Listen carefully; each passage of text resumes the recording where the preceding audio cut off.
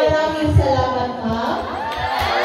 At sa inyong mga mahal kong mag-aaral, maraming salamat sa inyong pagkakilahok sa ating talakayan ngayon.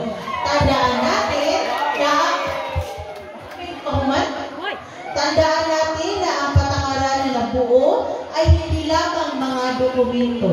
Kinakatawan ito na ang ating politiko bisyon para sa isang hinaharap kung saan ang bawat bata ay may pagkakataong magtagumpay sa isang ligtas, sumusuporta at mapagpalayang kapaligiran. Ipagpatuloy natin ang paglalakbay na ito na may parehong diwa ng pakikipagtulungan at determinasyon.